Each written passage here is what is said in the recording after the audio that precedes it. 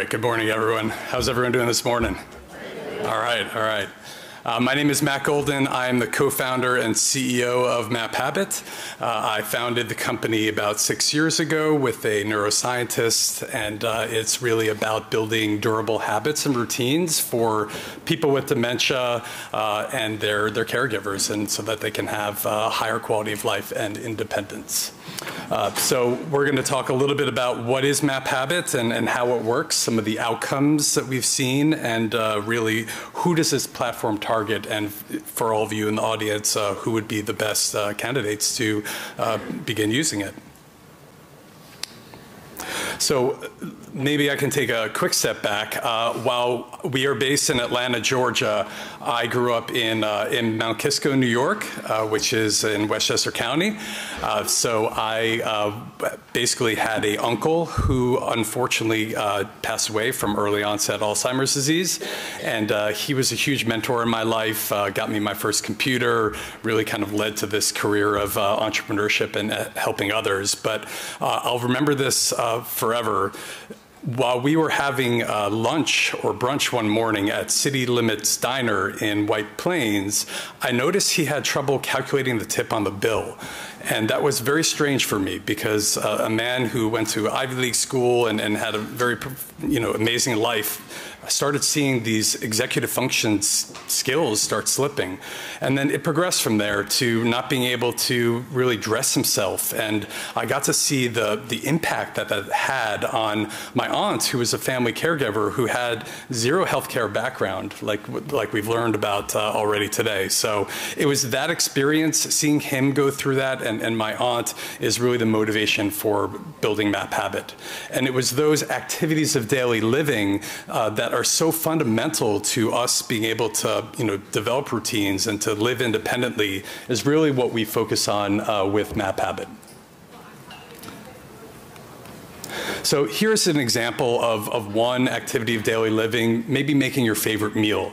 My uncle loved chicken quesadillas, but he liked them made a very specific way. And what MapHabit allows you to do is to break down these tasks into step-by-step, add a little bit of audio from a caregiver or a family member who lives across the country that maybe really resonates with that person, and help them get through these tasks.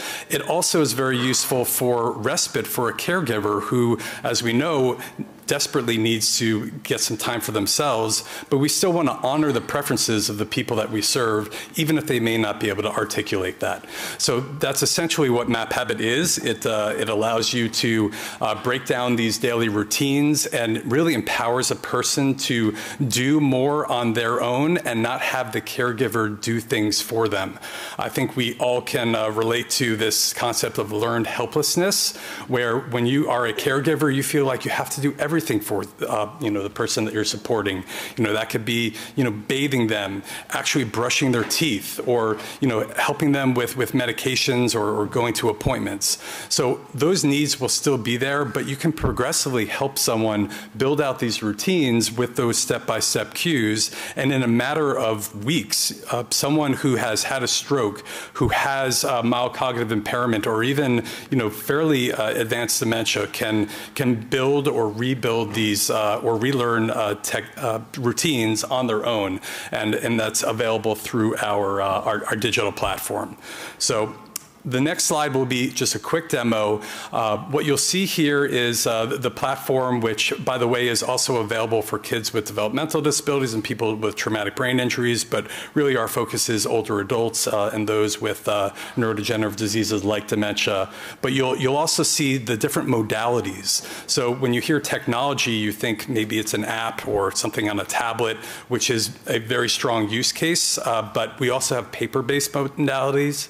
We have these cognitive kits as well that help build fine motor skill and gross motor skill, which we know is very important for blood circulation, et cetera. And we also have coaching available where we work one-on-one with members of the community and also with case managers. So there'll be a short demo that should hopefully play in a moment.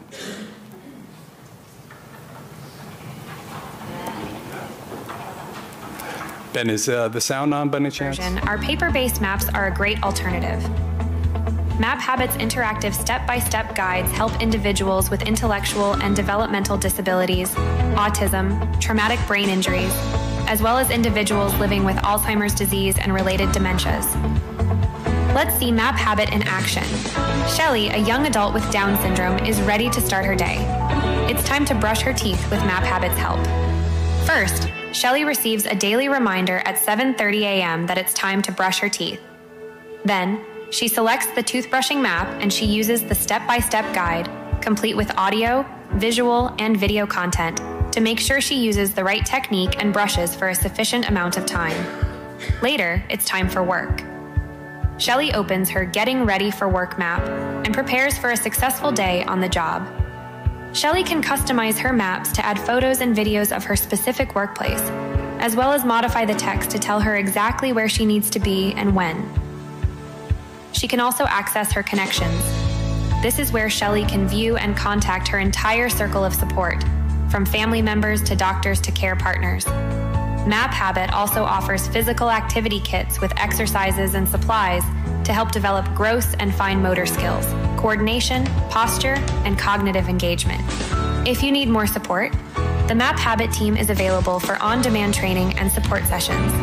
We'll tailor these meetings to address your specific needs and develop the most effective care plan. So hopefully that gives you a little bit more context as to how you can map out and break down complicated steps into really actionable wellness plans that you can follow independently. I'll just quickly go through some of the outcomes. We have been blessed with the support of the National Institute of Aging. We have 5 peer-reviewed publications across some of those different indications that I mentioned. But really the most powerful areas are we've shown about a 75% improvement in independence and the ability to complete activities of daily living, significant improvements in overall quality of life, and also significant reductions in caregiver burden. We actually did a randomized controlled trial with Caring Kind, New York City, about 2 years ago, and it really showed how impactful that you can really lower people's burden through this intervention. So, you know, the target audience here, family caregivers is one of them, but really people with mild cognitive impairment, anyone that really wants to stay in their home for as long as possible and reduce some of the, you know, the burden that caregivers have are going to be the main targets. And just some specific areas that I wanted to call out here. You know, we're looking for partners as part of the support from Becky and Greg and all of NYSOFA. So some examples are adult day programs, senior centers, anyone that's a case manager who has people with dementia and their circle of support, so AAAs, family caregivers. And I had the pleasure to meet Rose and Kristen last night and learned about the naturally occurring, retirement communities. So that's another type of example as well. So thank you all, and look forward to meeting you all soon. I love the idea of retraining the brain to do tasks. I think that's outstanding. So thank you so much.